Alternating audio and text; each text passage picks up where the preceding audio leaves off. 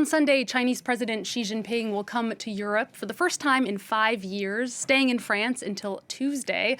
Aside from the war in Ukraine, technology could be the most important talking point on the agenda. And for more, I'm joined by our tech editor, Peter O'Brien, to set the scene for us. Peter, tell us what's going to be the most important topic tech-wise during this visit. Chips. And chips means Taiwan, of course, TSMC being the world leader in manufacturing semiconductors. That's the Taiwanese chip maker. And those semiconductors are the lifeblood of every computer in the world. Computers are now the lifeblood, of course, of the world economy. They're on our phones, they're in our cars, they're in our fridges even.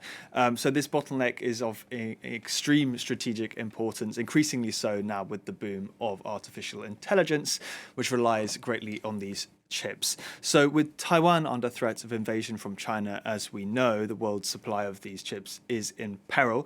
And you might be asking, well, what role does Europe have to play in this? That's the Dutch company ASML, which is the EU's most valuable tech company. And they make the machines that make the machines, if you like. They make the machines that companies like TSMC rely on to actually manufacture their chips. So, as I said, it's one of the EU's most important companies and is a key bargaining chip in this question about chips.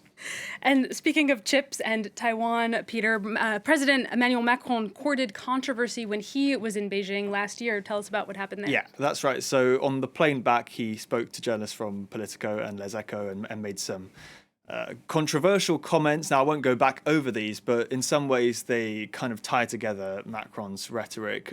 That's been the same for years, actually. If you look back at his Sorbonne speech in 2017 and the one he made at the Sorbonne 2 weeks ago, it's been the same thing. We want a sovereign Europe that doesn't necessarily always have to follow the coattails of the United States. Now, applying this logic when it comes to Taiwan is what made his comments controversial.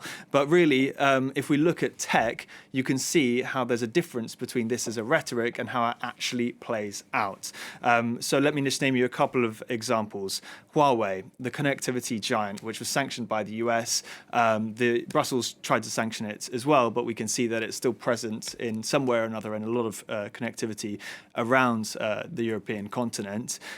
TikTok, the video scrolling, sharing, creating app that has recently been ordered to either ban or sell by the US. Now it's banned on officials' phones in the EU, as it is as well in the United States, but I don't think we're hugely close to an outright ban in Europe. So you can see here already a couple of examples that show the world isn't just what Macron says it is, the Europe, wanting to differentiate itself completely from the US, but it also isn't just Europe following the coattails of the US. And in addition to chips, and more chips, Peter, another big topic for Xi Jinping is going to be electric cars. Yeah, that's hugely important for him. China's the world leader in electric cars. It's the world leader in green tech as a whole. You can still say that with technology, the US is what's driving a lot of the innovation. But if you look at the entire sector of green tech, China is ahead. Brussels, feeling threatened by this, has announced investigations into Chinese state subsidies, which are large for instance, electric cars, solar power panels, wind turbines, rail projects. These are projects that have been carried out in the EU, but perhaps with a lot of financial help from Beijing. Now, China doesn't want the big tariffs that Brussels is threatening. So it's, in one case, some are seeing this as a retaliation, threatened France with retaliatory taxes on cognac, although they'll deny that this is in retaliation, as with all of these trade war sort of things. But I think we can expect a showdown on Monday when Emmanuel Macron has invited the European Commission President Ursula von der Leyen to trilateral talks with him and Xi Jinping. Notably, Olaf Scholz won't be present. And then maybe, just maybe, he'll offer up a sampling of this cognac to show Xi Jinping what he might be missing out on. I don't know. Maybe they'll pair it with chips. Yeah, they might do. That would be, I guess, more Belgian than French, but yeah, perhaps, Alison. All right, Peter, thank you. It's going to be an interesting visit to follow, and thanks to you, we'll now be knowing. We'll look out for talks on chips and also electric vehicles.